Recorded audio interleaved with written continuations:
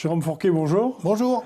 Merci d'être venu jusqu'à nous dans ces locaux de la Fédération de la Métallurgie au 33 avenue de la République. Un échange autour d'un ouvrage. Alors, je rappelle que vous êtes analyste politique, expert en géographie électorale et directeur du département opinion de l'IFOP. Vous aviez, en 2019, déjà édité un livre qui avait un peu marqué, si je puis dire, sur l'archipel, sur la fragmentation de la société française. Et puis, il y a quelques mois en arrière, j'ai eu l'occasion d'assister à une de vos présentations dans le cadre du Réalité Dialogue Social de ce livre qui est sorti maintenant au format de poche, La France sous nos yeux, que vous avez coécrit avec Jean-Laurent Casselli, qui est journaliste essayiste. Et vous m'aviez vraiment marqué. Je m'étais dit, ça m'interroge comme citoyen, mais ça m'interrogeait aussi comme responsable syndical, parce que vous faisiez apparaître des choses qui ne revenaient pas nécessairement aussi de façon évidente comme cela. Et j'ai dit, bon, il faut qu'on ait l'occasion de partager avec le plus grand nombre de nos adhérents, sympathisants et militants qui seront votre public à l'occasion de cette rencontre sur un format que nous inaugurons, un format 1 heure avec. Alors, la France sous nos yeux, donc c'est la description de la métamorphose de la société. J'aurais une première question. Votre base documentaire, si je puis dire, c'est les chiffres, c'est les nombres. Vous les analysez, réanalysez. Alors les chiffres expliquent assez aisément le passé. Est-ce qu'on peut induire qu'ils éclairent quand même le présent? On y est, mais l'avenir. Merci beaucoup. Bonjour à toutes et bonjour à tous. Donc effectivement, on s'appuie sur des données factuelles, sur des données chiffrées, pour retracer les grandes évolutions, ce qu'on a appelé les métamorphoses. Alors rien n'est jamais acquis et certain. Néanmoins, toute une série des phénomènes dont on va parler tout à l'heure dessinent quand même des trajectoires. Et quand on regarde et qu'on a en tête ces trajectoires, on peut, modulo quelques marges d'erreur, à peu près envisager des points d'atterrissage ou des points d'évolution sur un certain nombre de phénomènes. Alors il y a parfois, et régulièrement, ça peut être heureux, des inversions de tendance. Néanmoins, il y a quand vous avez des grandes perspectives qui se dessinent, c'est parfois difficile d'aller contre ce courant, contre le sens de la pente. Et c'est un peu tous ces sens de pente qu'on a essayé d'éclairer de manière diverse et variée. Alors, si je vous entends bien, s'il n'y a pas de rupture dans ces trajectoires, elles sont déjà toutes tracées, c'est ça que vous nous dites. Alors, on parle d'inflexion. On parle auprès de cadres de l'industrie, donc il y a les phénomènes d'inertie en mécanique. Oui. Et donc vous voyez que quand une trajectoire est lancée, elle peut toujours être corrigée, mais néanmoins, il y a cette force d'inertie qui a été donnée, et il est souvent un peu difficile quand même d'aller contre. Alors, nous, notre travail, c'était à la fois de montrer ces tendances pour que tous les acteurs, qu'ils soient citoyens, qu'ils soient décideurs politiques, qu'ils soient responsables économiques, qu'ils soient militants, aient, sans jeu de mots, toutes les cartes en main, pour être clairement conscient de la situation dans laquelle on se trouve et éventuellement pouvoir agir sur ces trajectoires pour en corriger certaines ou en amplifier d'autres. D'accord. Alors, l'action, c'est, vous l'avez compris, notre sens Tout à fait. Premier. Et donc, on va peut-être rentrer tout de suite dans le débat. Alors, nous avons imaginé 3 thématiques principales. Il y en aurait, bien sûr, un grand nombre, vu la richesse de votre ouvrage, avec des cartes et beaucoup de données. Mais on va essayer de séquencer nos propos en 3 grandes thématiques. La première, c'est le changement profond de la société et le basculement du modèle économique qui tourne désormais autour du tourisme, des loisirs, de la consommation et par voie de conséquence la désindustrialisation qui va avec. On est en plein dedans. Nous évoquerons ensuite le changement du rapport au travail. Alors, c'est intéressant parce qu'on est dans une séquence, dirions-nous, un peu de crise sociale majeure. Ouais, quand même. Majeure. Donc, la perte de la centralité du travail, c'est quand même quelque chose d'important et qui structure la vie. Et on verra après comment vous analysez ceci. Et puis, troisième thématique qui est quand même très, très importante, ce que vous appelez la démoyennisation de la société, ou comment les classes sociales moyennes sont soumises à des forces contraires, une notion qui commence à être tiraillée de tous côtés, voire, comme vous l'indiquez dans l'ouvrage, un certain abaissement, un certain affaissement de ces classes moyennes, et évidemment qui ne sont pas très bien vécues par les personnes concernées.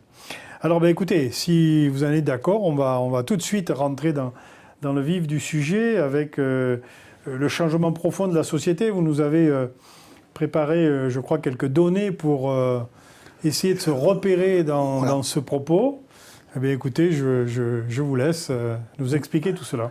Merci beaucoup. Alors, effectivement, on est parti avec Jean-Laurent Casselli dans cette première partie de notre livre sur l'étude des grandes transformations de ce qu'on appelait notre modèle économique, puisqu'on considère que le moteur ou l'activité économique va structurer énormément de choses dans la société, à la fois le positionnement des classes sociales, mais également l'aménagement du territoire, ou bien encore les imaginaires qui sont produits. Et donc, si on n'a pas en tête les évolutions sur ce modèle économique, on rate beaucoup de choses.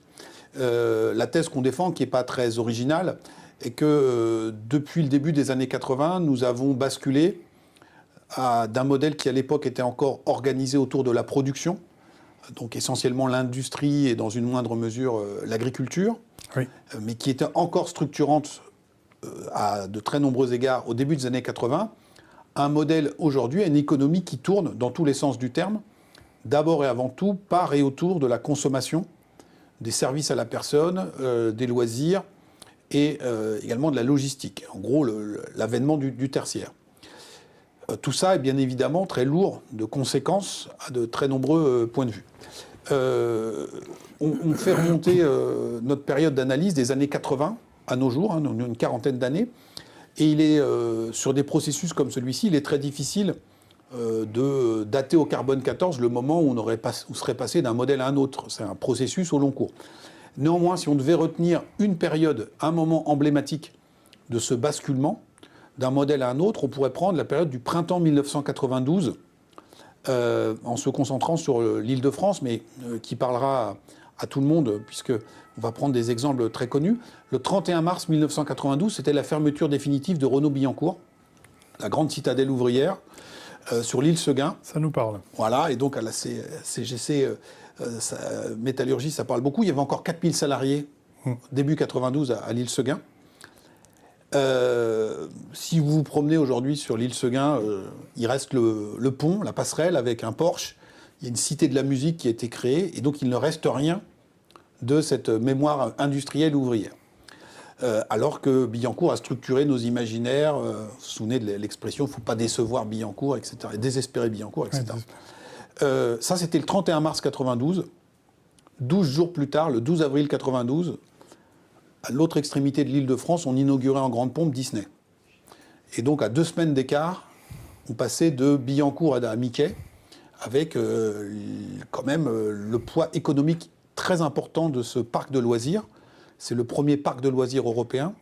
C'est 16 000 salariés en vitesse de croisière. Et donc, ça fait de Disney le premier employeur monosite de France. Il y a beaucoup de monde, et notamment, ça parle aussi à la CFE-CGC qui travaille chez Airbus, par exemple, à Toulouse, mais sur différents sites de production. Oui. Sur un seul site, c'est Disney qui est le principal employeur. Il y a 16 millions de visiteurs par an. Et donc, ça a reconfiguré notamment tout l'Est francilien avec l'arrivée d'une autoroute, du RER, du Transilien et l'aménagement du territoire qui en a découlé. Si je referme un peu cette parenthèse enchantée de Disney, pour revenir au point numéro 1, la désindustrialisation, on est souvent victime un peu d'images rétiniennes, c'est-à-dire des images qui nous collent à l'esprit. Quand on parle de désindustrialisation, spontanément, dans le grand public, l'image qui est associée, c'est les charbonnages dans le Nord-Pas-de-Calais ou la sidérurgie en Lorraine. Bon. Et on n'a pas tort, et c'est vrai. Sauf que ça induit l'idée que, la période la plus difficile, le sale boulot, en termes de désindustrialisation, il a été effectué dans les années 70. Et puis qu'ensuite, les choses se seraient apaisées, aplanies. Ouais. Or, ce n'est pas du tout ce qu'on constate. Et je pense qu'on le sait très bien dans une organisation comme la vôtre. En fait, si on file la métaphore métallurgique, la désindustrialisation, c'était un processus de coulée en continu qui ne s'est jamais interrompu depuis. Et donc, on vous a présenté dans le livre une carte qui recense entre 2008, donc la dernière grande crise économique que le pays ait connue, entre 2008 et 2020, l'ensemble des fermetures de sites industriels de plus de 50 salariés. Et on en a recensé, donc c'est le cabinet Trendéo qui gentiment nous a donné accès à ces données. On fait un magnifique travail de collection et d'assemblage des données. Et on a 940 sites industriels de plus de 50 salariés qui ont fermé leurs portes entre 2008 et 2020. Alors dans le même temps, il y a 400 sites industriels qui soit se sont agrandis, soit ont été créés. Et donc on a quand même une balance négative de moins 500. Et puis tout ce qui a été détruit n'a pas été remplacé. Et donc vous voyez sur cette première carte que quasiment aucune région n'a été exempte, que tout a été touché. Il y en a plus que d'autres. Il y en a qui ont été touchés plus que d'autres. Alors, il y a, comme dirait la palisse, les endroits où il y avait plus d'industrie ont plus été touchés. Donc on voit très clairement le Nord-Pas-de-Calais, on voit l'Île-de-France. Mais vous voyez, typiquement, le Grand Ouest et notamment la Bretagne, là c'est plutôt l'agroalimentaire. Oui. Et en fait, toutes les filières ont été touchées. Ce qui restait de chimie, côté de Lyon. Ou en Isère, avec aussi tout le secteur de la papeterie, par exemple. Toute la partie nord du pays, la sous-traitance automobile. Et donc, en fait, c'est des pans entiers du territoire qui ont été frappés. Là où les choses se compliquent encore davantage, c'est que, bien évidemment, quand un site industriel ferme, c'est les emplois directs et les emplois indirects qui disparaissent, mais c'est bien au-delà les effets qui se font sentir. C'est-à-dire que un grand géographe français qui s'appelait Armand Frémont avait travaillé sur cette France industrielle. Il expliquait qu'en général, une petite ville industrielle, elle était organisée autour d'un triptyque, avec la première pointe du triangle, c'était l'usine. La deuxième pointe, c'était la cité ouvrière, qui avait été construite par la direction de l'usine pour loger les ouvriers. Les méchantes langues disent aussi pour contrôler ce qui s'y passait. Et puis la troisième pointe du triangle, c'était le stade. Le rugby au sud, le foot au nord. Et donc on a le stade de foot de Sochaux, qui était sur le terrain qu'on appelle la Forge. Donc ça ne s'invente pas, c'était en plein cœur des usines. On pense au rugby, c'est le stade de Clermont, au pied des usines Michelin. À Clermont. Et donc quand l'usine ferme, en fait, c'est tout un univers qui s'effondre. On travaillait là de père en fils, ça donnait une fierté à des régions entières, à des vallées. Ici, on faisait de la chaussure. Là-bas, on faisait de la coutellerie. À d'autres endroits, on faisait du papier. Il y avait des savoir-faire. C'est là aussi où beaucoup de métiers techniques qui sont dans vos branches se sont constitués une identité.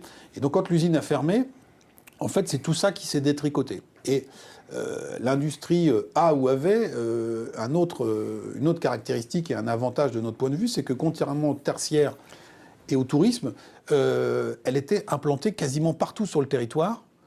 Et donc, elle jouait un rôle d'aménagement du territoire. Et donc, quand ça s'est effondré, eh bien, dans ce qu'on appelle aujourd'hui la France des préfectures ou des sous-préfectures, le premier employeur local, une fois que l'usine a fermé, c'est l'hôpital ou la grande surface du coin. Et donc, on va retomber ensuite sur notre question de la société de consommation. Est-ce qu'on peut dire, Jean, que ce qui est valable sur la carte française, par comparaison, a pu se produire aussi dans les pays limitrophes ou moins? Alors, on sait que l'Allemagne a conservé une base industrielle plus forte, la Suisse également. Bon, c'est vraiment une typicité française? Oui et non. C'est-à-dire que le mouvement de désindustrialisation a frappé tous les pays développés, mais ça a été particulièrement violent chez nous, pour plusieurs raisons. Et donc, vous voyez, alors, on se compare régulièrement à l'Allemagne, donc là, il n'y a même pas besoin de poser le débat. Le match est gagné depuis longtemps. Mais vous voyez qu'aujourd'hui, en Espagne ou en Italie, l'industrie pèse plus lourd dans le PIB national que chez nous. Oui. Et donc, ça doit nous interroger. Donc, ce phénomène a été transnational, si je puis dire. Mais je pense qu'il y a une responsabilité collective de la société et en partie aussi de nos élites politiques et économiques qui ont vécu cette période avec un certain fatalisme et qui l'ont appréhendé un peu comme une évolution historique naturelle. De la même manière qu'à l'école, on avait appris qu'il y avait un secteur primaire, un secteur secondaire, un secteur tertiaire, de la même manière qu'on avait dit adieu à l'agriculture, eh bien, il était peut-être venu le temps, dans les années 80-2000, de dire adieu à l'industrie qui polluait, qui était chargée de toute une série d'images négatives, et que allaient sonner les grandes heures du tertiaire triomphant, sur lesquelles la France était très bien positionnée. Et donc on s'est sans doute collectivement moins battu qu'ailleurs face à ce phénomène, à cette vague massive. Beaucoup de choses se sont jouées au tournant des années 2000, quand, par exemple, sous le gouvernement de Lionel Jospin, c'est un symbole, mais le ministère de l'Industrie était ravalé au statut de secrétariat d'État à l'industrie. C'est à cette époque-là que quelqu'un qui s'appelait Serge Turuc, patron d'Alcatel, donc la grande compagnie générale d'électricité, avait théorisé l'entreprise Fabless. On faisait tout dans la R&D, le marketing, et on n'avait plus besoin d'une base productive ici en France. Et donc, de manière collective, on a laissé filer, on s'est sans doute un peu moins battu qu'ailleurs. C'est aussi à cette tournante de ces années 2000, 2001, Toulouse, AZF, le drame d'AZF. Entreprise dans la ville. Une entreprise dans la ville, et beaucoup de Français se disent, mais comment se fait-il qu'on ait encore de la chimie aux portes des villes? Alors maintenant, le problème est réglé, il y a beaucoup moins de chimie en France, et donc les choses, voilà. Et donc tout ça s'est noué, et donc on a sans doute, encore une fois, davantage accompagné que essayer de lutter contre cette tendance. Vous avez aussi en tête, à la CFE-CGC, toutes les problématiques sur le coût du travail, sur la fiscalité des impôts de production, où, alors que d'autres pays essayaient d'aider leur industrie, on a continué de charger ce secteur sur des taxes qui les rendaient, donc du coup, ces entreprises françaises un peu moins compétitives que les autres. Donc l'idée qu'il faut qu'on retienne, c'est que la France n'est pas un cas isolé, ça a frappé tous les autres pays, mais ça a frappé plus durement chez nous. Autre deuxième pilier de notre économie productive, historiquement, l'agriculture, qui pesait très fortement et qui, elle aussi, jouait un rôle éminent dans l'aménagement du territoire. Alors, ce n'était pas les préfectures et les sous-préfectures, c'était plutôt les villages et les chefs-lieux de canton. Là aussi, nous sommes souvent victimes d'images rétiniennes, puisque si on parle de déclin de l'agriculture, en termes d'effectifs, à juste titre, on va penser exode rural, remembrement, mécanisation des exploitations, et tout ça, c'est les années 50 à 70. C'est un grand moment où, et toute une partie des fils de paysans qui arrivent en ville et qui vont travailler à l'usine, justement, et qui quittent les campagnes. Sauf qu'on a souvent tendance à oublier les chiffres, encore une fois, il est bon d'y revenir. Comme le montre le graphique suivant, en 1988, on a encore 1 million d'agriculteurs en France. 1 million. Et donc on est tombé aujourd'hui à 380 000. Donc en l'espace de 30 ans, on a perdu 2 tiers de l'effectif. 2 tiers de l'effectif.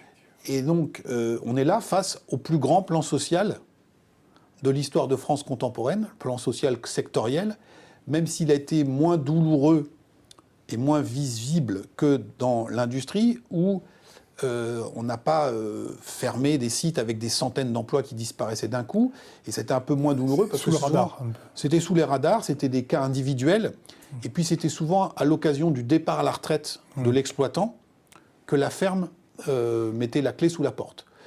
Ça ne se voyait pas non plus à l'œil nu dans nos paysages, dans la mesure où l'agriculteur qui restait encore en activité reprenait tout ou partie des terres. Et donc on a eu pendant cette période une augmentation très significative de la taille moyenne des exploitations. D'accord. Mais sociologiquement parlant, ça a été très palpable, ce déclin, en ce sens qu'à la fin des années 80, les agriculteurs et leurs familles, dans la France la plus rurale, eh bien, ils représentent encore 25 à 30% de la population du village. Et d'ailleurs, ce n'est pas un hasard, c'est souvent un des leurs qui est le maire encore à l'époque. Oui. Et donc, comme on le dit dans les milieux entrepreneuriaux, à 25-30%, vous n'êtes pas majoritaire, mais vous avez la minorité de blocage, c'est-à-dire qu'on ne fait rien sans vous. Et ils étaient manifestement le plus gros groupe, encore, même en majorité relative, de la société rurale. 30 ans plus tard, quand il reste 1 ou 2 exploitations dans le village, c'est souvent le bout du monde. Et donc, la vocation de ces communes a changé.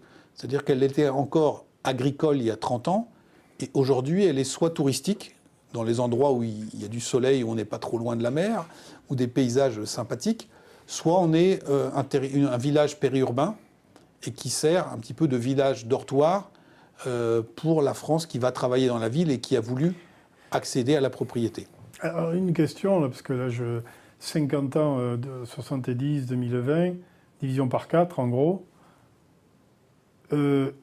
Alors, la taille des exploitations a augmenté, mais ça veut dire aussi beaucoup plus d'importations ? Énormément. C'est ça que ça veut dire. Plus d'importations. Donc là, il y a eu les travaux du commissariat au plan de François Bayrou qui ont montré que sur toute une série de productions agricoles, et non pas forcément des choses très exotiques, hein, la viande de porc, la viande hachée, un certain nombre de légumes, aujourd'hui, on importait quand même beaucoup en France. Et on revient sur notre question industrielle.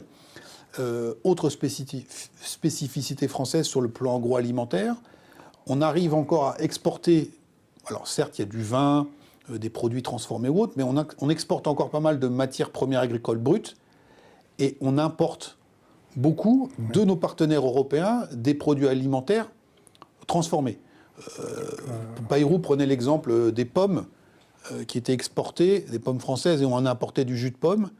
Idem pour les pommes de terre, et on importe des chips ou des frites surgelées. Hein. Donc on voit là aussi où va se loger la question de la désindustrialisation et de la perte de substance de notre appareil productif. Si on veut faire un petit pas de côté avec l'actualité immédiate, qui est très occupée par la crise en Ukraine, la guerre en Ukraine, on voit bien aujourd'hui comment aussi notre appareil productif dans le secteur de l'industrie de défense a été considérablement contracté, et que même si aujourd'hui il y avait la volonté politique d'aider davantage les Ukrainiens, il n'y a pas forcément la base productive pour envoyer les obus qu'il faut, les véhicules, etc., etc. Donc c'est un phénomène qui est très très profond. Alors, pour ne pas désespérer davantage Billancourt, on peut regarder l'autre aspect du verre qui serait à moitié plein, face à l'affaiblissement de ces deux moteurs historiques de notre économie, c'était les deux moteurs productifs. L'économie française n'est pas restée inerte. Il y a d'autres secteurs qui ont pris le relais et qui se sont considérablement développés durant cette période des années 80 à nos jours. Et donc, un de ces secteurs, puisqu'on parle du passage à une économie de la consommation, bien évidemment, un secteur emblématique de la consommation, c'est la grande distribution, qui joue aujourd'hui un rôle central, à la fois dans notre économie, mais aussi dans notre société, j'allais dire tout court, avec la capacité à produire un imaginaire, à aussi être incarné par des figures, je pense notamment à Michel-Édouard Leclerc, qui aujourd'hui est sur tous les plateaux télé et qui a une part de voix qui est équivalente ou supérieure à celle du ministre de l'économie. C'est-à-dire que quand Leclerc parle d'inflation, de prix, etc., il est plus écouté, on le voit dans nos enquêtes à l'IFOP, par les Français qu'un ministre de l'économie. Donc ça montre le poids tout à fait décisif acquis par cette grande distribution. Alors, pour ceux qui nous écoutent ou nous regardent, bien évidemment, j'ai dit que la période de temps qu'on étudiait, c'était les années 80 à nos jours. La grande distribution ne naît pas en France dans les années 80. On parlait de la famille Leclerc, le père de Michel-Édouard, ouvre son premier magasin en Bretagne dans les années 50. Mais comme on le voit sur cette diapo, c'est à partir des années 80-90 que le maillage du territoire par la grande distribution va considérablement se renforcer et que le poids de la grande distribution dans l'économie française va très, très fortement augmenter. Donc on a pris un exemple, un milieu de tableau, on n'a pas pris forcément les leaders, c'est le cas d'Intermarché. Intermarché alignait 310 magasins en France en 1980, ils en avaient 1385 10 ans plus tard. Donc je laisse aux ingénieurs, cadres et techniciens qui nous écoutent le soin de faire la petite division rapidement. C'est 2 inaugurations par semaine pendant 10 ans. 2 inaugurations par semaine pendant 10 ans. Et ils ne se sont pas arrêtés en si bon chemin, puisqu'on est aujourd'hui à plus de 1800 magasins Intermarché en France. Donc ils ont, en 40 ans, eux et leurs concurrents, transformé la France en une gigantesque zone de chalandise. tous les recoins du territoire sont aujourd'hui quadrillés. Intermarché revendique un magasin tous les 14 km. Donc le moindre chef-lieu de canton qui se respecte doit avoir son supermarché.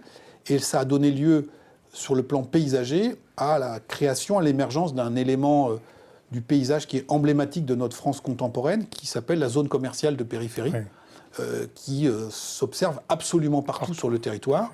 Le navire amiral était la grande surface, et puis très vite sont venus s'agréger des boutiques franchisées spécialisées, les articles de sport, les animaleries, les boutiques d'ameublement, puis les cinémas, les restaurants, les clubs de fitness, etc., etc. Et aujourd'hui, le cœur battant de la société française contemporaine, ce ne sont plus les centres-villes, ce sont ces zones commerciales de périphérie. C'est là où des millions de Français vont faire leurs courses, se divertir. C'est là où des centaines de milliers d'entre eux travaillent. C'est là aussi, on se souvient, que les Gilets jaunes s'étaient donné rendez-vous lors des premiers samedis de mobilisation sur le rond-point du McDo ou le parking de Décathlon, en lieu et place de la préfecture ou l'avenue du Général de Gaulle, parce que tout ça traduisait bien la centralité dans la vie de ces millions de Français, de ces zones commerciales de périphérie. Les emplois que ça induit, est-ce qu'on peut les qualifier de moins techniques, moins bien rémunérés? Est-ce qu'il y a une corrélation là aussi qui peut être faite? Effectivement, pour approvisionner ces points de vente, très nombreux, mais également dans cette société de consommation, après la grande surface, on est maintenant une nouvelle saison, c'est la saison 2 ou la saison 3, c'est l'essor du e-commerce. Je vous ai préparé cette slide où on voit qu'entre 2005 et 2021, le chiffre d'affaires cumulé de la filière du e-commerce en France est passé de 8,4 milliards à 129 milliards. Donc c'est absolument colossal. Donc qu'il s'agisse d'approvisionner les points de vente en périphérie ou de livrer la marchandise chez le consommateur directement, il y a un autre secteur qui s'est considérablement développé dans le back-office, qui est le secteur de la logistique. Et donc ça, paysagèrement, c'est le rond-point d'après l'Intermarché. On va tomber sur la grande boîte à chaussures métallique, dans le jargon l'EPL, entrepôt et plateforme logistique. Il y en a 4500, plus de 5000 m² en France, qui se sont souvent implantés en lieu et place d'anciennes friches industrielles. À proximité des autoroutes. À proximité des autoroutes et des grands bassins de consommation. Alors après ce détour, j'arrive à votre question. Et donc on voit que cette économie de la consommation, de la grande distrie et de la logistique a généré son propre salariat, en fait, avec des emplois. Donc là, c'était en 2018. On avait fait figurer les types d'emplois qui étaient les plus recherchés. Et donc vous voyez que ce qui arrivait en 1, c'était les préparateurs et les magasiniers, préparateurs de commandes, les chauffeurs-livreurs, les techniciens d'exploitation logistique. Et donc on a tout un nouveau salariat qui s'est créé dans cette économie de la consommation et de la logistique. Un sociologue qui a travaillé sur le sujet avait cette belle formule en disant les ouvriers, les catégories populaires n'ont pas disparu dans la France post-industrielle, sauf qu'aujourd'hui, ils ne fabriquent plus des objets, ils les stockent et ils les déplacent.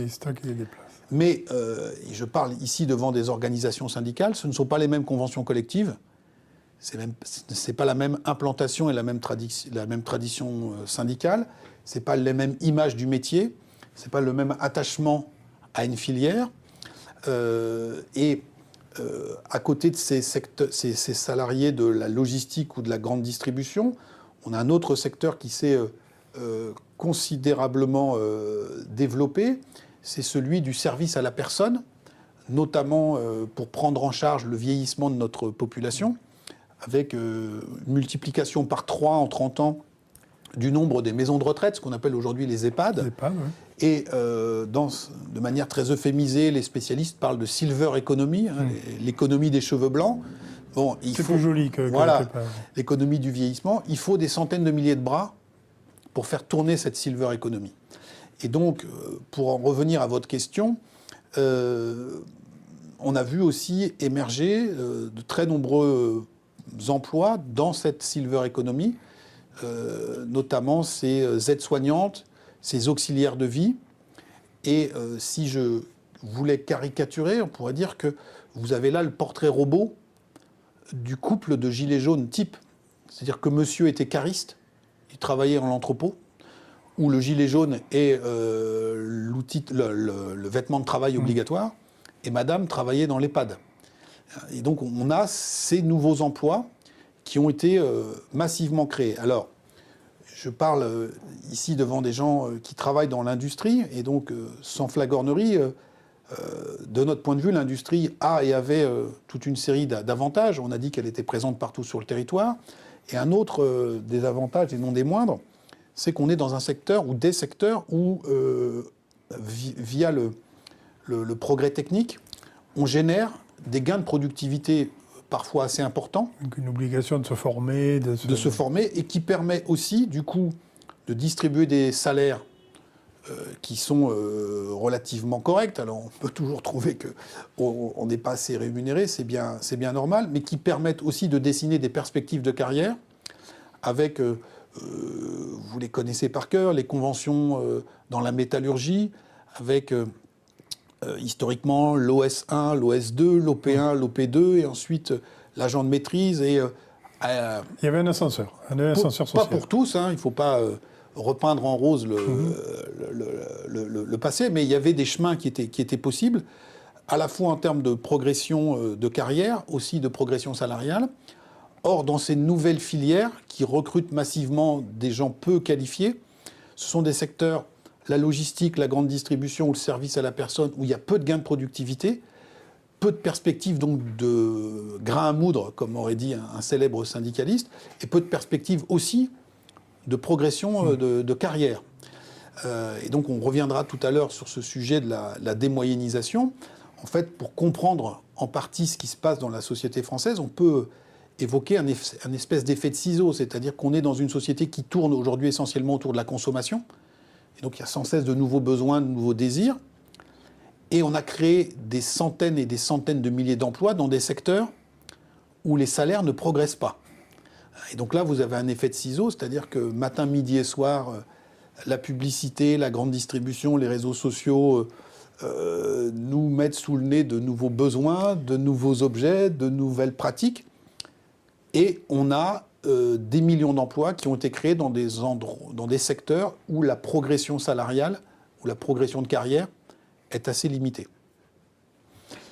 Alors, avant d'arriver peut-être, mais ça fera la transition, au deuxième chapitre sur le rapport au travail, on a parlé donc des nouvelles filières qui embauchaient, qui structuraient notre pays, notre vie économique, donc la grande distribution, la logistique, les services à la personne. On a un autre secteur qui s'est considérablement développé, c'est le secteur de l'économie des loisirs, de l'économie touristique. Alors on a évoqué en introduction le cadre de Disney tout à l'heure, et je voudrais prendre un autre exemple qui est, lui, pour le coup, en province, dans le département du Loir-et-Cher, département 41. Historiquement, ce département avait hérité de notre longue histoire d'une formidable vitrine touristique, c'était le château de Chambord. Depuis quelques années, il y a une deuxième locomotive touristique qui est plus puissante que Chambord dans le Loir-et-Cher, qui s'appelle le Zooparc de Beauval. Et comme on va le voir sur la courbe, là, pour le coup, on peut dater au carbone 14 quand est-ce que la couronne a changé de tête. Nous sommes en 2012, et en 2012, le gouvernement chinois, dans sa grande mansuétude, prête à la France, les Chinois ne font que prêter, un couple de pandas géants. Et donc c'est la direction du Zooparc de Beauval, c'est une entreprise privée qui récupère en pension ce couple de pandas géants. Nous sommes dans le Val-de-Loire, à la météo clémente, comme chacun sait. Les pandas s'acclimatent, donnent naissance à un couple de bébés pandas. Brigitte Macron devient la marraine de ce couple de pandas. Et en 2012, on franchit le 1 million de visiteurs à Beauval. Et donc vous voyez cette courbe bleue qui surclasse Chambord. Depuis, l'ascension n'a pas été démentie. On était à 1 550 000 visiteurs en 2018 et on a passé les 2 millions de visiteurs l'année dernière, première année post-Covid, ce qui permet à Beauval d'employer 850 salariés à l'année et on monte à 2000 l'été avec les saisonniers. Ah oui, quand même. Ce qui fait de Beauval le premier employeur privé du sud du département du Loir-et-Cher, depuis qu'en 2003, l'usine Matra de Romorantin a fermé ses portes. Et donc on retombe sur la question de la désindustrialisation. Et ironie de l'histoire, on réfléchit aujourd'hui... si je faisais un raccourci, un panda vaut mieux qu'un bon véhicule. Enfin, exactement. Et donc ça vous montre le poids de cette économie touristique et récréative dans notre nouvelle économie. Si vous êtes le patron de l'Office du tourisme du 41, ou si vous êtes le président du conseil départemental, il faut vous soucier comme de la prunelle de vos yeux de l'état de santé des pandas, parce que c'est la poule aux œufs d'or de votre département. Vous voyez que la courbe rouge qui indique le nombre de visiteurs à Chambord s'est mise, elle aussi, à croître, parce qu'elle est dans la roue. Chambord est dans la roue des pandas aujourd'hui. C'est-à-dire que beaucoup de Français, avec leurs enfants, viennent dans le 41 visiter les pandas. On y est. Et qu'est-ce qu'il y a d'autre à faire dans le 41 ? On tapote sur Internet, on voit qu'il y a un truc qui s'appelle le château de Chambord, qui vaut peut-être le déplacement. Donc dans un rayon de 30 à 40 km autour de Beauval, toute l'infrastructure d'hébergement, les campings, le Airbnb, les hôtels, tout ça ne tourne que par et pour pour Beauval. On réfléchit à l'opportunité de créer une sortie d'autoroute dédiée à Beauval.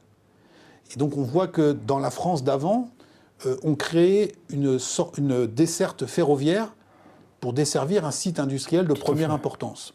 Eh bien, aujourd'hui, dans cette économie touristique et récréative, on va façonner en partie notre réseau routier pour permettre au flux de visiteurs ou de touristes d'accéder plus facilement au lieu de cette économie récréative. Et donc ça dit beaucoup aussi sur notre imaginaire et aussi sur la place qui est réservée aujourd'hui au travail, vu que tout ce qui tourne autour des vacances, des congés, des loisirs, a pris une place tout à fait conséquente. Oui, alors du coup, ça induit ce que vous nommez être la centralité du travail ou la perte de centralité du travail. Et pour revenir sur l'exemple précédent, au fond, voilà, le loisir, fût-ce des parcs d'attractions ou animaliers, prend une place de plus en plus importante, et ce que vous allez peut-être nous dire, au détriment du travail en tant que tel ? Effectivement. C'est-à-dire que quand on parle de perte de centralité du travail, ça veut dire concrètement que pour beaucoup de Français, aujourd'hui, le travail qui était encore central dans leur vie, il y a 30 ou 40 ans, aujourd'hui est relégué au second plan. Dans les têtes, dans la façon d'organiser sa vie. Alors, de manière un peu provocatrice, je dis souvent à des chefs d'entreprise que je rencontre, vous savez, pour vos salariés, la semaine, c'est ce qui est entre les week-ends et les RTT. C'est comme ça que beaucoup de Français se représentent le calendrier aujourd'hui. Et donc, ça n'aurait pas été le cas il y a 40 ans. On a dit, il y a la semaine de travail, et puis au bout, il y a le week-end. Aujourd'hui, les priorités ont été inversées, donc c'est une tendance qui vient de loin. La crise Covid a accéléré ce phénomène. Non. Et quand je dis que c'est une tendance qui vient de loin, de manière objective, les Français ont raison quand ils considèrent que le travail est moins central dans leur vie qu'il y a 40 ans, parce qu'ils passent moins de temps que par le passé au travail, en tout cas dans l'année. Hein, sur l'ensemble d'une carrière. Vous savez dater. Alors, on a présenté sur cette courbe l'évolution de la durée annuelle effective du travail. Alors, on remonte à plus loin, là, à 75. Donc, on voit clairement des effets de politique publique. La semaine des 39 heures et la 5e semaine de congés payés en 81-82, décrochage. Ensuite, on a la mise en place, tournant des années 2000, des 35 heures. Mais voyez que, hormis ces deux moments de décrochage, la tendance historique, et ça même on pourrait remonter à plus loin, est quand même à la diminution de la durée annuelle du travail dans notre société. Et donc du coup, les Français objectivement passent moins de temps qu'avant, premièrement, et deuxièmement, comme on l'a vu, en termes d'imaginaire, tout ce temps libéré a été, j'allais dire, en grande partie comblé par la consommation et par le développement spectaculaire d'offres de loisirs, d'offres récréatives, de tourisme, dans la société. Et tout ça n'est pas sans effet sur, encore une fois, nos représentations, nos imaginaires. Vous savez que les termes sont intéressants à suivre. On est ici à la CFE-CGC Métallurgie, on parle aujourd'hui beaucoup d'industrie touristique. Oui. C'est pour masquer le fait qu'on n'a plus beaucoup d'industrie, mais que le tourisme est devenu une véritable industrie et ça montre le poids, etc. Eh bien tout ça, c'est pas... J'ai pris l'exemple de Beauval, on a parlé de Disney tout à l'heure, on pourrait prendre le cas de nos littoraux également. Les paysages, l'économie, tout aujourd'hui est très fortement structuré par le poids de cette économie touristique. Quelques exemples. Un, en l'occurrence, il y a quelques jours, sur une radio de service public un matin, un des titres était consacré au fait que la SNCF ouvrait à la réservation ses trains pour la période estivale. Oui. Donc l'ouverture des réservations pour la période estivale à la SNCF, ça fait l'objet aujourd'hui d'un titre dans une matinale. Ça vous montre le poids acquis par cette période, ces activités-là. Est-ce que c'est, là aussi, est-ce que c'est comparable à ce qui se passe ailleurs en Europe, pour prendre une zone un peu de comparaison? Et est-ce que finalement, c'est pas un peu le sens de l'histoire, au long cours, de petit à petit diminuer le nombre d'heures travaillées, quoique ça ne diminue pas pour tout le monde, voilà. Et puis, évidemment, compenser par autre chose. Alors effectivement, c'est une tendance, on l'a dit, historique. On se souvient de la journée des 8 heures, qui était un combat au début du XXe siècle, etc., qui concerne tous les pays développés, avec peut-être quand même, encore une fois, là, quelques spécificités françaises, des décisions de politique publique fortes sur les 35 heures, par exemple, et puis le réagencement de notre modèle économique, qui fait que de par notre situation géographique, on a un secteur touristique et un secteur récréatif qui s'est considérablement étoffé. Et donc tout ça accentue encore un peu plus, je pense, les tendances qu'on peut constater dans d'autres pays. Alors, pour essayer de mettre des chiffres sur ces impressions, on peut regarder ce tableau qui montre à 30 ans d'écart les réponses de sondages quand on interroge les Français en demandant sur certains, comme on dit dans notre jargon, items, est-ce que chacun de ces sujets, chacun de ces items est très, assez, peu ou pas du tout important dans votre vie.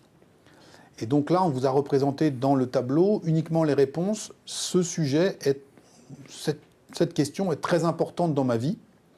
Alors on voit qu'en 30 ans, la centralité de la famille a un peu baissé, mais elle reste majeure. Se maintient, oui. Le travail, là, on est sur un décrochage spectaculaire. En 1990, 60% de Français disaient « le travail est très important dans ma vie ». En 2021, on n'était plus qu'à 24%. On a reposé la question il y a quelques mois, on est tombé à 21%. Donc entre-temps, il y a eu les 35 heures, mais il y a eu aussi tout le reste sur lequel on va revenir. Vous regardez, les amis et les relations, ça se maintient.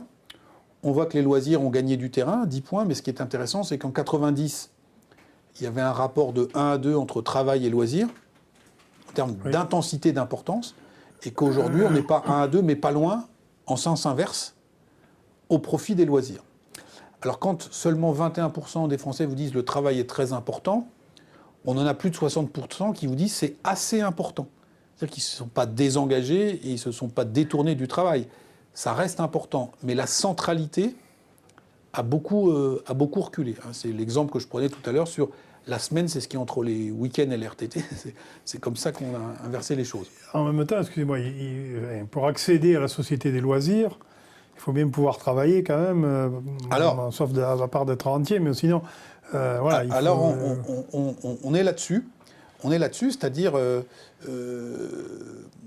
une société, encore une fois, qui tourne sur la consommation de biens matériels ou d'activités récréatives ou tourisme ou autres, et puis une part très importante de la population qui n'a pas forcément les moyens d'accéder à tous ces standards. D'où les crises sociales à répétition. D'accord. Et de notre point de vue, la crise des Gilets jaunes, c'était la quintessence de ça. C'était une France qui, comme l'aurait dit un ancien président de la République, se lève tôt. qui prend sa voiture pour aller travailler.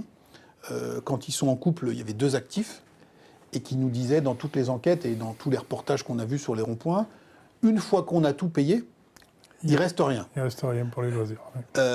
Alors, on pouvait s'interroger sur le niveau de rémunération, encore une fois, sur les types d'emplois occupés, et puis aussi sur une fois qu'on a tout payé, c'est qu'est-ce qu'on met derrière le tout payé, avec une augmentation très substantielle du panier moyen de biens et services exigibles dans l'imaginaire collectif pour se sentir être dans le coup ou dans la partie. Hein, donc on est là-dessus. Alors, cette perte de centralité du travail, et je parle devant des syndicalistes, elle n'est pas liée uniquement à le développement de cette société de loisirs qui nous aurait fait relativiser le travail. Elle doit aussi interroger cette perte de centralité sur ce qui s'est passé sur le lieu de travail au cours de ces 30 dernières années. C'est-à-dire que la relation que les Français ont au travail, tout ça a changé très fortement. Et le Covid, avec le télétravail, le chômage, est venu accentuer. Mais on va présenter quelques chiffres. Là aussi, à peu près sur la même période, début des années 90-2022, à l'époque, en 1993, on demande aux salariés, aux Français, est-ce que vous avez le sentiment que, par rapport à ce que vous donnez dans votre travail, vous êtes plutôt gagnant dans l'affaire, par rapport à ce que vous recevez, en gratification financière, symbolique ou autre? Vous êtes plutôt perdant? Ou est-ce que le deal, la transaction est équilibrée? À l'époque, sans trucage, comme dirait l'autre, tout se passait bien, puisqu'on a 54% des Français qui disaient que c'était équilibré. Et parmi la moitié qui disent que c'était pas équilibré, c'était moitié-moitié, je suis perdant ou je suis gagnant. Donc il y avait une relation qui était équilibrée avec l'employeur. On a reposé la question 30 ans plus tard. Aujourd'hui, il y a encore 4 Français sur 10 qui nous disent que c'est équilibré, mais on a perdu 15 points. Les gagnants ne sont plus que 13% dans la transaction. Et en revanche, ceux qui se considèrent comme étant perdants dans le deal sont devenus majoritaires à 48%. Et donc ça dit aussi beaucoup de choses sur le rapport au travail et le fait qu'on s'y investisse peut-être un peu moins et que le travail ait perdu sa centralité parce qu'on a l'impression de ne pas en avoir, si je puis dire, pour son argent. On subit une situation. Plus qu'on la vit.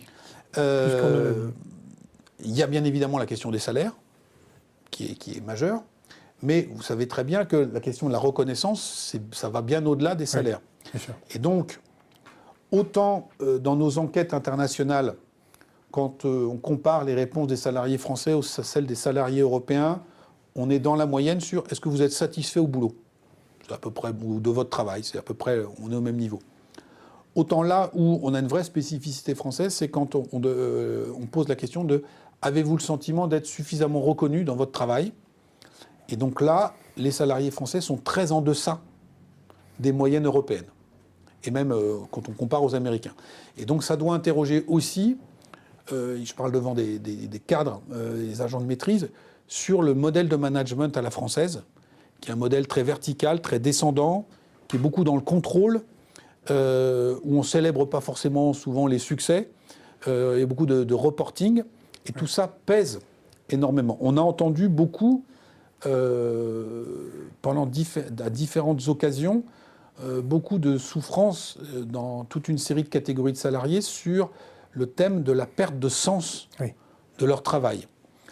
J'ai en tête, par exemple, le cas des infirmières qui disaient « Je me suis engagé dans ce métier pour soigner des gens, et aujourd'hui, je passe la moitié de mon temps à remplir des fichiers Excel et à faire du reporting. » Et donc ça, il y a donc à la fois ce manque de reconnaissance salariale, on le voit dans les hôpitaux, mais aussi la perte de sens. Dans des branches comme les vôtres, mais dans plein d'autres secteurs, un autre secteur où la CFE-CGC est bien implantée, dans la banque, ce serait le même sujet, on voit comment en 30 ans aussi, les process, le reporting, les normes se sont considérablement étoffés, alourdis, et on fait perdre le sel du métier, en disant moi ce qui me plaît c'est d'être sur une machine, d'être sur mon chantier, et là je suis en pilotage de projet en permanence, Et quand j'y réfléchis bien, ce job, finalement, par rapport à il y a 10, 15 ou 20 ans, il a perdu de son attrait et il a perdu de son intérêt.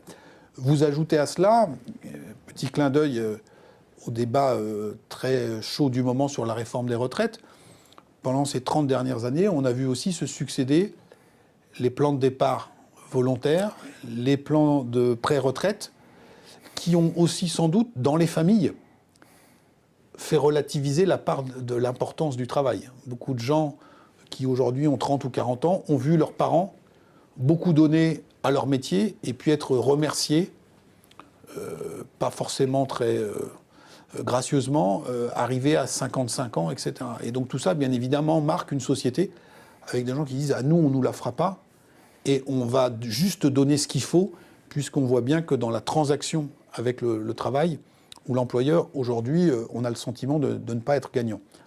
Autre manifestation de ce relatif malaise, on n'a pas eu, comme aux États-Unis, la grande démission, même s'il y a un turnover qui n'est pas négligeable. En revanche, on est frappé par l'extraordinaire boom de la création d'entreprises en France. L'auto-entrepreneuriat. L'entrepreneuriat, et qui sans doute s'explique par la volonté d'autonomie, d'indépendance et de latitude de toute une partie des salariés, qu'ils soient cadres ou non cadres, qui disent « j'en ai marre d'être dans une structure qui est hyper figée, hyper rigide, hyper processée, et quitte à rester un peu dans le même univers professionnel, je vais essayer de me mettre à mon compte pour maîtriser mon temps et avoir une prise sur ma vie que je ne considère plus avoir dans l'entreprise. » L'heure aux réalités. Alors, nous, on dit, on ne se prononce pas sur le fait de savoir s'ils vont vraiment s'épanouir, parce qu'il va y avoir beaucoup de gens qui vont sans doute déchanter. On sait que là, on est sur le nombre de créations. On voit que beaucoup de ces entreprises de taille individuelle périclitent. Mais ce qui nous intéresse, c'est le signal qui est envoyé. C'est-à-dire que s'il y a autant de créations, c'est bien que la forme salariat traditionnelle a perdu de son lustre. On pourrait poursuivre l'analyse. Protectrice, pourtant. Alors, tout à fait protectrice. Et justement, j'allais y venir. Vous savez que pendant très longtemps, une partie des organisations syndicales disait c'est un scandale, les employeurs n'embauchent plus qu'en intérim ou en CDD. Et il est très difficile d'avoir un CDI. Et depuis le Covid, l'impression qu'on a une inversion complètement de polarité. Vous discutez avec des DRH, et notamment dans les jeunes générations de futurs embauchés, beaucoup de salariés, alors c'est pas la majorité, mais ne souhaitent plus être en CDI et préfèrent opter pour l'intérim. Ce qui en dit long aussi sur le changement du rapport au travail. Alors, quand il s'agira de demander un prêt à sa banque, voilà, etc., ce sera plus compliqué, mais des choses qui paraissaient complètement impensables il y a encore 5-6 ans, aujourd'hui, je ne dis pas que tout le monde aspire à l'intérim. Est-ce que ça ne traduit pas le fait que, alors j'en fais partie, les anciennes générations considéraient qu'ils devaient tout à l'entreprise et l'entreprise leur rendrait bien, que nos enfants se sont rendus compte, ben non. Voilà. Au fond, tant qu'à faire, c'est pas vous qui allez me devoir quelque chose, c'est moi qui vais m'assumer et je vous dois pas grand-chose au fond. Finalement. Voilà. Et alors, si on faisait un parallèle douteux avec la vie personnelle, c'est-à-dire on ne se marie plus avec son entreprise, on est en union libre. Et donc on est un peu là-dessus aujourd'hui. Et là aussi, ça doit interroger les entreprises et le management sur comment on prend en charge ce nouveau rapport au travail, ces nouvelles attentes. Alors, c'est particulièrement aigu dans les jeunes générations, mais on aurait tort de penser que c'est que la génération X, Y, Z, là, qui partage ce type de constat. Pour qu'on ait des chiffres aussi imposants que ceux qu'on voit, on est là-dessus. Et vous...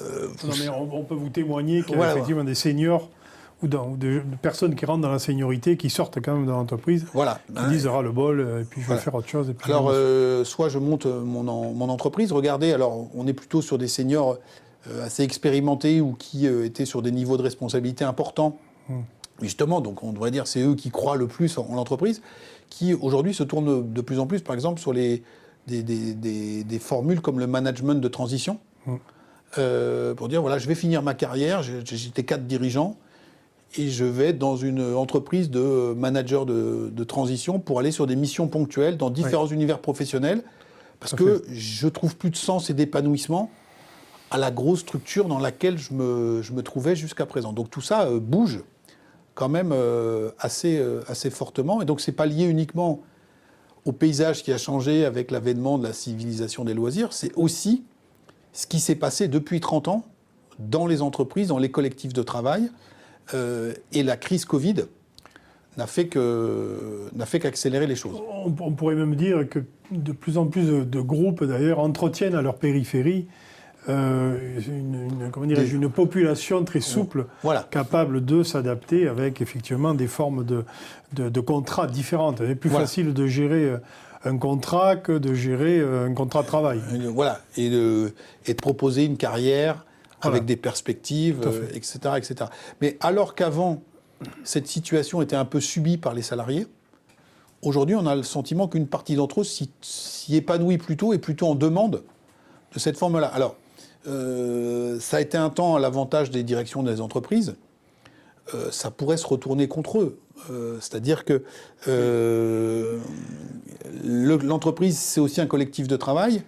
Et si ça se transforme en un hub autour duquel viennent s'agréger des freelances, c'est plus exactement une entreprise. C'est comment on fidélise, comment on crée un collectif de travail, etc. etc. Il y a des concepts de méta-entreprise, mais c'est plus compliqué à stabiliser quand même, et notamment du point de vue des compétences. Voilà, et pour l'instant, ça reste, à mon avis, à l'état de concept. Quand il faut lancer les choses et se projeter dans la durée, notamment dans les secteurs industriels, on demande une vision un peu à long terme, c'est plus compliqué.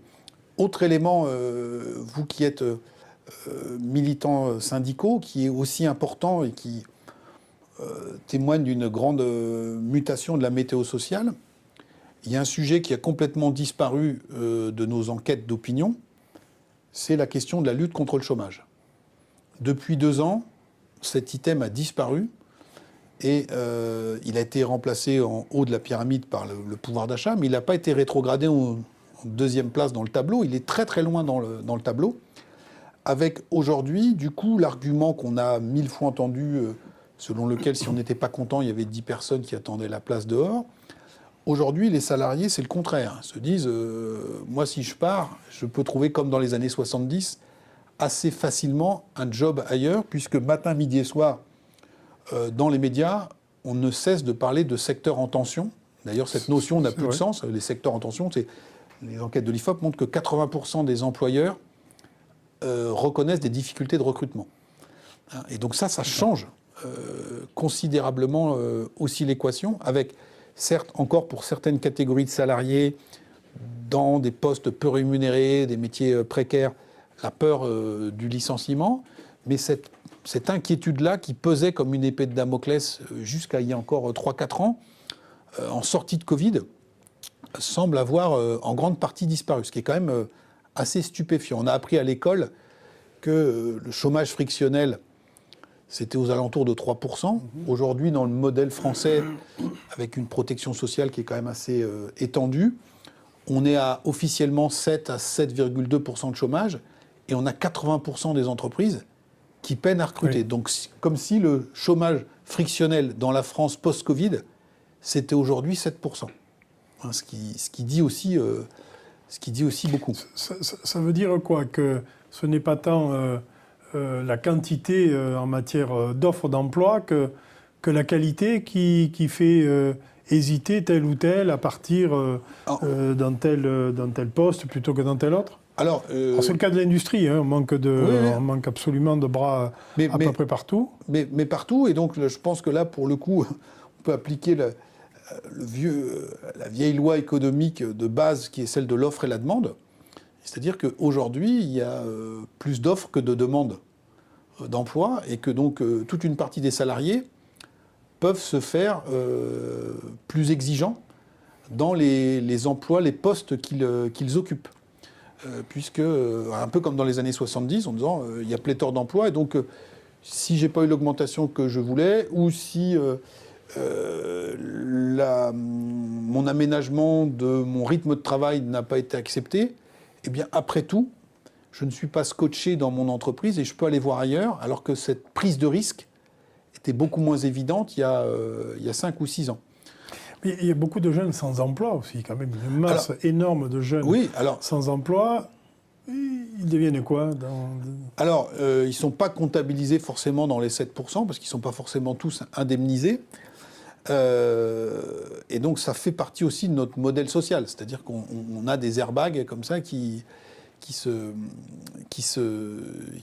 combinent et dont une partie de la population bénéficie aujourd'hui. Alors, pour essayer d'être le plus objectif possible, on a dit perte de centralité du travail, mais on pourrait nous rétorquer à juste titre, et les choses ne sont pas contradictoires, qu'il n'y a jamais eu autant de Français au travail.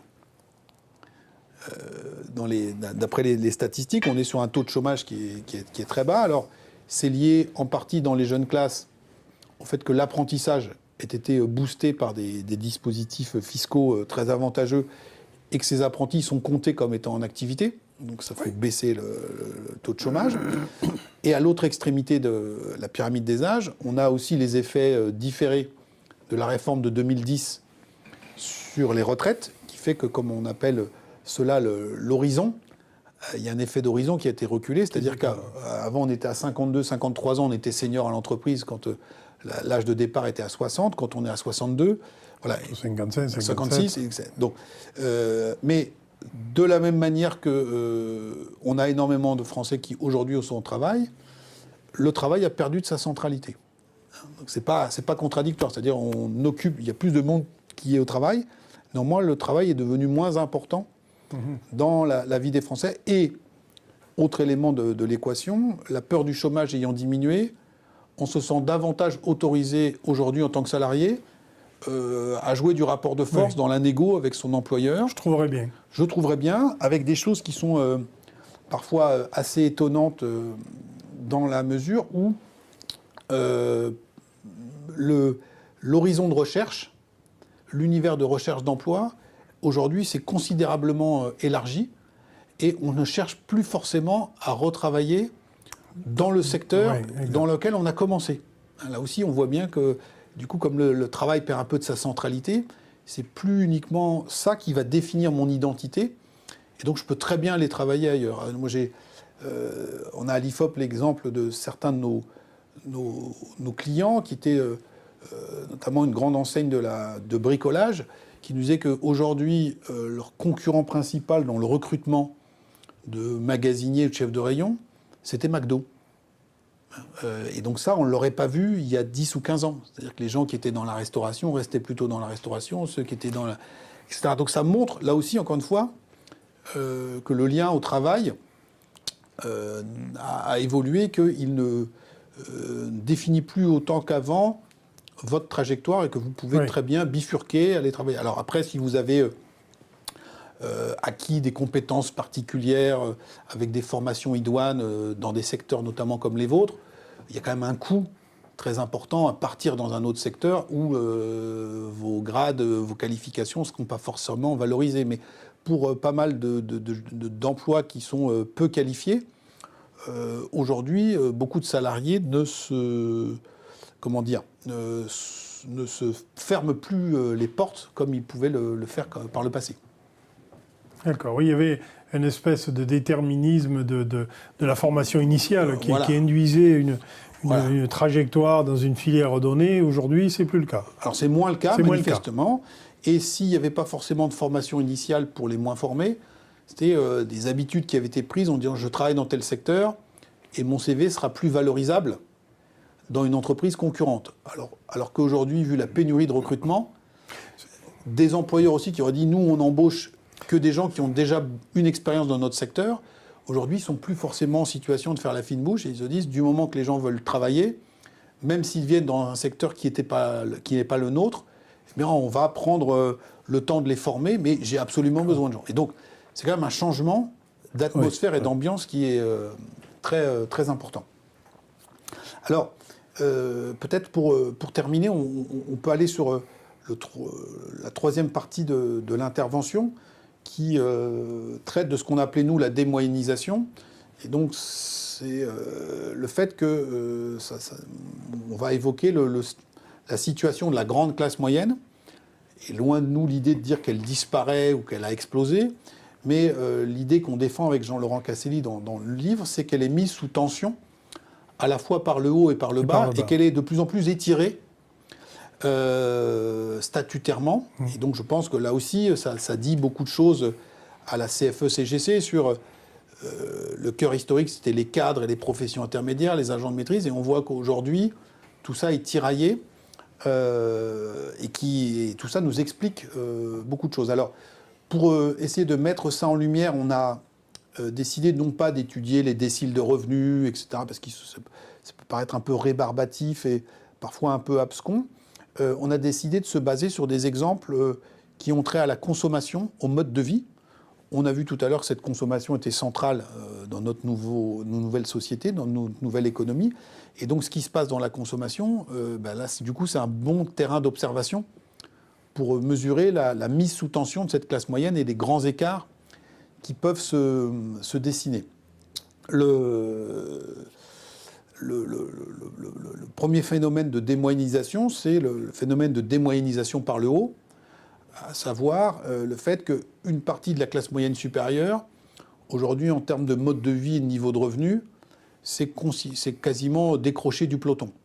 Et donc, n'appartient plus à l'univers de la grande classe moyenne. C'est le centile supérieur, ça. Voilà, alors disons 10-15%. 10-15%. Alors le centile supérieur, eux, ils n'ont jamais été dedans. D'accord, donc c'est plutôt le décile supérieur. Le 10-15% pouvait être dans certaines conventions professionnelles, vous voyez, c'est des cadres assez gradés, mais qui partageaient encore un univers culturel, économique, ils étaient un peu mieux payés, mais que des cadres moyens. Et depuis 30 à 40 ans, cet écart s'est considérablement creusé. Alors on a pris deux exemples. Un dans la grande distribution,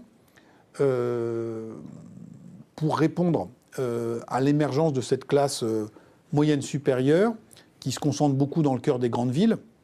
Eh bien, vous avez une enseigne qui a modifié son positionnement. C'est une enseigne qui s'appelle Monoprix. On rappelle qu'elle a fusionné avec Prise Unique. Et donc, si vous allez faire vos courses au Monoprix Gourmet, dans le cœur de ville, on est très loin du Prise U d'avant. Et pourquoi Monoprix ? Et des prix aussi, d'ailleurs. Et les tarifs, c'est les mêmes. Ça dit la même chose. Monoprix, s'ils ont fait ça, c'est qu'ils avaient étudié très finement les choses et qu'ils ont considéré qu'il y avait une masse critique suffisante dans ces endroits-là pour fréquenter leur enseigne. Et donc, à leur manière, le nouveau positionnement nous dit en creux l'avènement de ce groupe qui ne fait plus ses courses avec le reste de la population, quelque part. On a pris un autre exemple qui est un peu plus humoristique, mais qui est assez parlant. C'est qui concerne, du coup, une nouvelle fois, les loisirs. C'est tout ce qui s'est passé dans l'univers des stations de sport d'hiver. Oui. Alors, loin de nous l'idée de dire que ça a été une pratique qui était complètement démocratisée, ça n'a jamais été le cas en France, mais à la fin des années 70, au tout début des années 80, le départ au sport d'hiver était assez massifié et concernait 20-25% de la population à qui il arrivait de partir au ski. Typiquement, un agent de maîtrise, un enseignant, pouvait se payer la semaine au ski. Il y avait eu une volonté politique derrière tout ça. De Gaulle, dans les années 60, avait lancé le plan Neige et avait fait développer de grandes stations de sport d'hiver avec un urbanisme qui ressemble à celui des banlieues pour loger à pas cher une masse importante de Français. Dans notre culture populaire, il y a un film qui résume ça, c'est Les Bronzés font du ski. Bon, on voit que dedans, il y a un prof, d'ailleurs, et donc il n'y a pas de tourneur-fraiseur ni d'ouvrier, mais le panel de profils qu'il y a dans ce film, c'est la grande classe moyenne. Bon. Toubib. Voilà, le toubib, le prof, un commercial, donc on est là-dedans. Ce qu'on oublie, c'est que les Bronzés donc, ont été tournés à Val d'Isère. Et donc si Gigi et Popeye aujourd'hui retournent à Val d'Isère, c'est sûr qu'il n'y a plus de crêpes au sucre. Là, on est passé dans le très très haut de gamme, parce qu'on est dans une station d'altitude et qui s'est spécialisée sur un segment très très précis et très très élevée de la pyramide sociale. Et puis les stations de moyenne montagne, elles accueillent un public plus classe moyenne.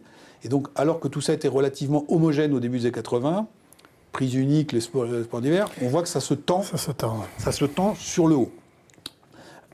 Mais ce qui est plus lourd de conséquences de notre point de vue, c'est ce qui s'est passé dans le bas de la pyramide, ce qu'on a appelé le désarrimage du bas de la classe moyenne, qui aujourd'hui ne parvient plus à suivre la cadence.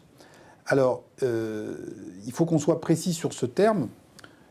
Nous, ce qu'on entend par là, c'est pas les gens de plus en plus pauvres.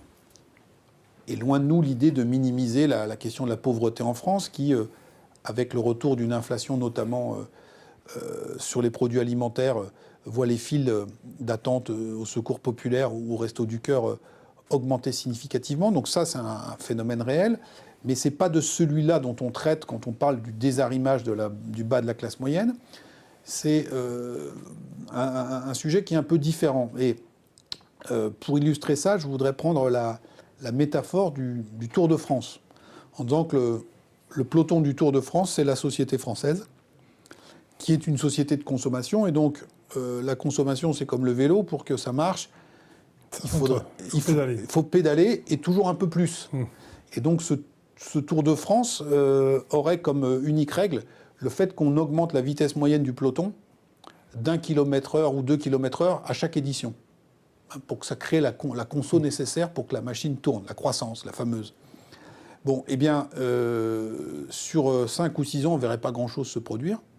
Sur 15 ou 20 ans, vous aurez un peloton qui sera coupé en deux, avec une première partie qui se sera accrochée et qui suit la cadence, et une deuxième partie qui n'a pas démérité, qui sans doute pédale un peu plus vite qu'il y a 15 ans, mais qui voit inexorablement l'avant du peloton partir, et qui en ressent un sentiment de frustration, de déclassement et d'injustice immense. On retombe sur nos gilets jaunes de tout à l'heure en disant « je bosse, je me lève tôt, j'ai rempli mon contrat vis-à-vis de la société, mais une fois que j'ai tout payé, je n'y arrive plus ». Et qu'est-ce que ça veut dire tout payer ? Encore une fois, c'est que le seuil d'accès à cette grande classe moyenne, il est sur vérin, il augmente chaque année un petit peu plus. Et au bout d'un moment, il y a une partie de la population, notamment dans les jobs qu'on a indiqués tout à l'heure, qui n'arrive plus à suivre la cadence. Vous vous souvenez peut-être que quelques mois avant la crise des Gilets jaunes, on avait assisté à ce que certains journalistes avaient appelé de manière sarcastique les émeutes du Nutella, quand Intermarché, encore eux, avait lancé une grande promo sur le pot de 850 grammes de Nutella. Tout le monde s'était précipité. Moins 70%, ça ne se refuse pas. Donc on était le 20 du mois. Et toute cette France-là, comme elle le dit avec ses mots, le 20 du mois, elle ne peut plus se payer de la marque. Et donc on achète des produits de marque distributeur, etc. Donc là, c'était l'occasion rêvée. Intermarché savait pertinemment ce qu'il faisait. Et donc ça a viré au pugilat dans les rayons, s'est crêpé le chignon pour avoir les pots de Nutella, etc. Donc les sociologues universitaires qui n'ont jamais d'œillère idéologique nous ont dit, regardez, là on a les prémices des émeutes de la faim. Nous à l'IFOP, on a dit on se calme, c'est quand même du Nutella, de la pâte à tartiner. Mais blague à part, ça vous dit le poids démentiel qu'ont acquis certaines marques et certaines enseignes dans l'imaginaire collectif. Et donc il y a un grand penseur français qui s'appelle Jacques Séguéla, qui disait, s'il y a 50 ans, tu n'as pas ta Rolex, tu as raté ta vie. La France des ronds-points, elle dit, s'il y a 40 ans, tu ne peux pas payer des Nike ou du Nutella à tes mômes, alors tu es un cassos. Tu ne tiens plus ton rang. Et donc on voit bien le poids tout à fait central de cette consommation qui est de votre place dans la société, qui est certes encore en partie conditionnée par le grade, le statut ou le coefficient que vous avez dans l'entreprise, mais aussi de plus en plus par les enseignes que vous fréquentez et les marques que vous pouvez vous offrir. Pour un peu illustrer ce désarrimage par le bas, on peut prendre quelques exemples avec l'avènement de ce qu'on a appelé, nous, une offre secondaire. C'est-à-dire, les grandes entreprises ont pris acte, à partir des années 90-2000, de ce désarrimage de la deuxième partie du peloton, et se sont dit, il faut qu'on leur propose des offres qui soient adaptés à leurs moyens. Et donc, de la même manière que vous avez le réseau principal et le réseau secondaire en matière routière, vous avez le réseau marché principal et marché secondaire sur la consommation. Typiquement, dans l'univers automobile, c'est la marque Dacia. Hein, donc, on rappelle rapidement l'histoire. Marque roumaine rachetée par Renault. On développe la Logan, véhicule low cost, qui doit servir de fer de lance à la conquête des pays émergents. Et puis en 2005, quelqu'un chez Renault dit « mais si on testait la Logan en France ?» Alors ça grince un peu des dents, parce qu'on se dit quand même, la bagnole en France est statutaire, nous on va se cannibaliser nos marques, etc., etc. Puis on décide quand même de la lancer dans quelques zones test. La zone test dit tout sur le concept qu'il y a derrière. Donc c'est un concessionnaire de Dunkerque qui reçoit les premières Logan à tester sur le marché français. Elles se vendent comme des petits pains. Et donc, on démultiplie l'expérience. Vous voyez sur la courbe suivante, les ventes décollent. En 2008, on élargit la gamme, on crée la Sandero. En 2009, on sort le Duster, on dit un peu le SUV du gilet jaune. Là, si vous ne pouvez pas acheter un SUV, vous achetez le Duster. Un blockbuster. Voilà. Et donc, vous voyez les ventes. Donc, aujourd'hui, pour mémoire, Dacia est la 3e marque la plus vendue sur le marché du neuf en particulier. Si on met de côté les flottes d'entreprises qui pèsent beaucoup. Voilà. Donc c'est une véritable réussite. Alors ils sont montés en gamme et ils ont suivi quelque part la trajectoire de Lidl dans la grande distribution. Donc ils ont commencé pareil, offre secondaire, le low cost, et puis après on monte un peu en gamme pour essayer de suivre notre deuxième partie de peloton qui est en difficulté. Cela étant, vous libérez une place sur le vrai discount. Oui. Alors pour l'automobile, on n'y est pas encore, mais dans la grande distribution, on voit qu'il y a des nouvelles offres qui arrivent. Dacia a fêté en 2020 son 15e anniversaire de présence en France. Il a fait une grande campagne de publicité. Et le slogan résumait jusqu'à la quintessence cette idée d'offre secondaire. Le slogan, je vous le rappelle, c'était « Depuis 15 ans, nous vous rendons le plaisir du neuf accessible ». Sous-entendu, vous n'avez plus les moyens de vous acheter du neuf classique, mais vous n'êtes pas cantonné à acheter de l'occasion. Vous avez le marché secondaire, l'offre secondaire, voilà. Et donc, ce développement du marché secondaire signe pour nous notre syndrome du peloton qui est en train de se découpler. Et donc, vous voyez que, du coup, dans le contexte actuel, eh bien, la question du pouvoir d'achat, elle est scrutée comme le lait sur le feu par nos dirigeants politiques. Parce qu'il y a 2 dimensions dans le pouvoir d'achat. Il y a la dimension traditionnelle, remplir le frigo, faire manger la famille et assurer les dépenses courantes. Donc rien que ça justifie qu'on s'en préoccupe au plus haut sommet de l'État. Mais il y a cette deuxième dimension, pouvoir d'achat au sens étymologique, c'est pouvoir acheter. Et donc dans une société de la consommation, le citoyen est un consommateur, et un de ses premiers droits, c'est celui de consommer. Et si ce droit lui est, si ce n'est refusé, mais si ce droit est entravé, rogné, contraint, alors il n'est plus véritablement un citoyen de première catégorie, il est un citoyen de seconde zone. Il est un citoyen au rabais qui voit sa souveraineté entravée. Et donc c'est ça aussi qui se joue dans cette question du pouvoir d'achat qui revient aujourd'hui sur le devant de la scène. Et donc vous voyez qu'au travers d'études des modes de vie et de la consommation, on peut documenter cette mise sous tension de la grande classe moyenne. Et donc j'ai beaucoup parlé de grande distribution dans cette intervention. On n'a pas inventé en France la grande surface, on a inventé par contre l'hypermarché. C'est une invention française. Eh bien, vous voyez qu'aujourd'hui, tous les groupes de distribution française sont en difficulté sur leur format hypermarché. Oui, ils sont en train de les redécouper. Parce que l'hypermarché, en fait, était complètement adapté à une société moyennisée des années 80-90 où la grosse, très large classe moyenne allait toutes au même endroit faire ses courses. Le prix du ticket de caisse n'était pas le même pour tout le monde, mais on allait tous au même endroit. Et aujourd'hui, vous avez le haut, le bas, donc le hard discount, le Monoprix, je caricature. Vous avez le côté avec le bio, oui. Et donc le format hyper massifié aujourd'hui est alors quand on est en crise pour eux, c'est qu'ils sont à -1, -2. Hein. C'est pas non plus l'effondrement. Mais il a arrêté de croître parce qu'il est plus adapté à la physionomie de la société française. Alors, je ne sais pas si c'est une spécificité française, mais la France est probablement le pays le plus redistributif qui soit en Europe, c'est sûr. Dans le monde, c'est plus difficilement comparable, mais on peut penser aussi. Où ça pêche, parce qu'il y a beaucoup de mécanismes de réaffectation de ressources pour permettre justement de ne pas laisser plonger une partie de la population dans les trappes à pauvreté. Donc, qu'est-ce qui ne fonctionne pas pour enrayer cette dégradation par le bas, on va dire. Alors, il y a une espèce de paradoxe que je n'arrive pas à m'expliquer. Oui, alors, vous avez raison, on redistribue énormément. Et si on essaye de positiver les choses, pour être totalement objectif, ça produit quand même des effets massifs. C'est-à-dire qu'on est une société Ça pourrait être pire, si vous Oui, voulez. oui, mais et c'est pire ailleurs. Ah, C'est-à-dire qu'on est une société qui est moins inégalitaire que d'autres.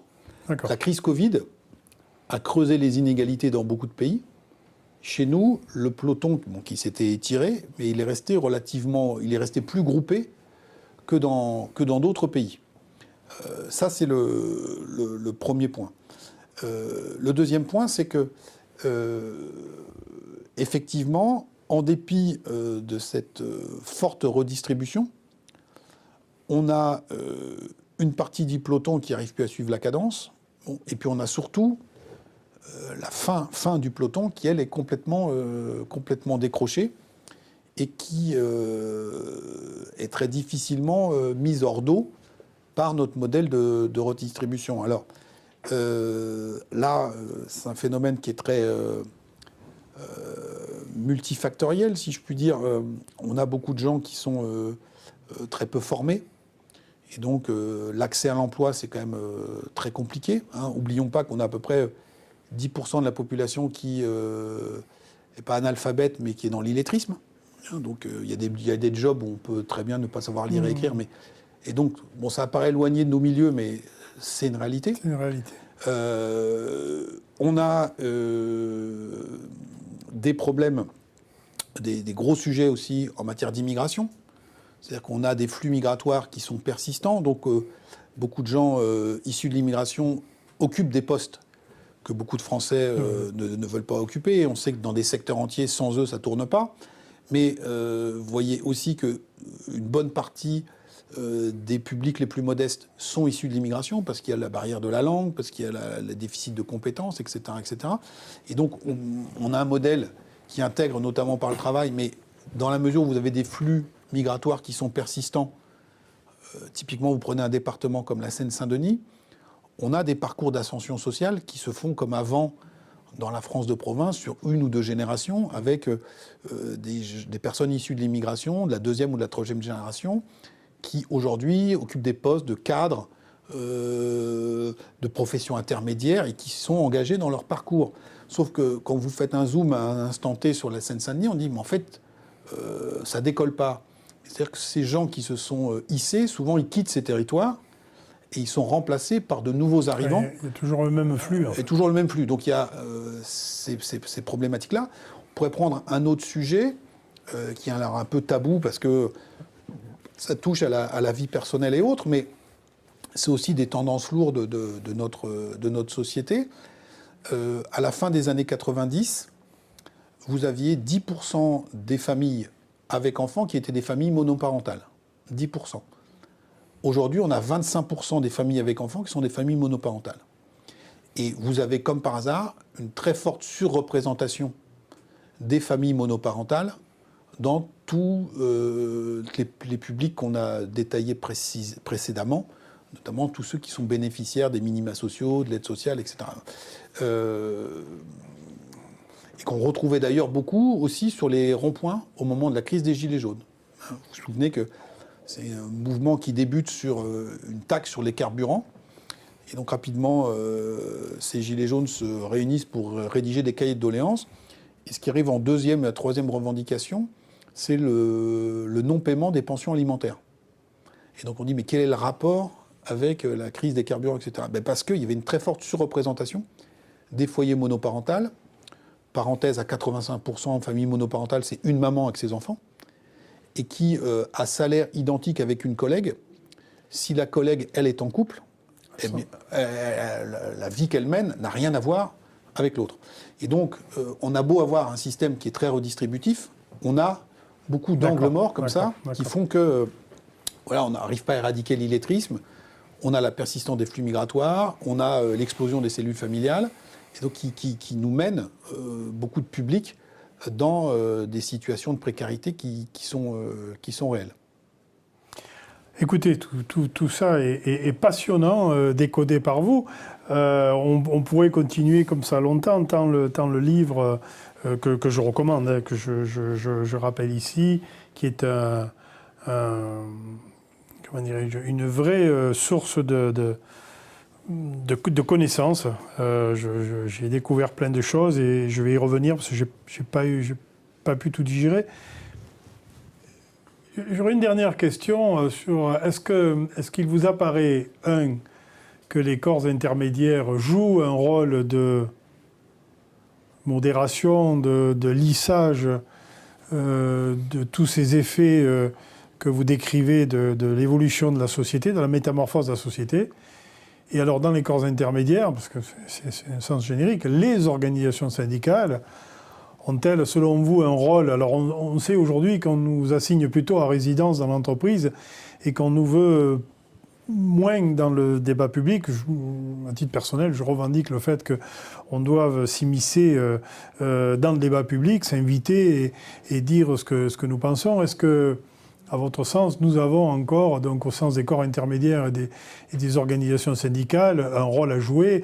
Et si je vais un peu plus loin sur les organisations syndicales, est-ce qu'elles vous paraissent, au sens global, appréhender les effets de la société comme il se doit, tel que vous la décrivez, ou est-ce qu'on est en train de passer à côté? J'espère que notre entretien permettra de combler un petit peu ce déficit, si tel était le cas.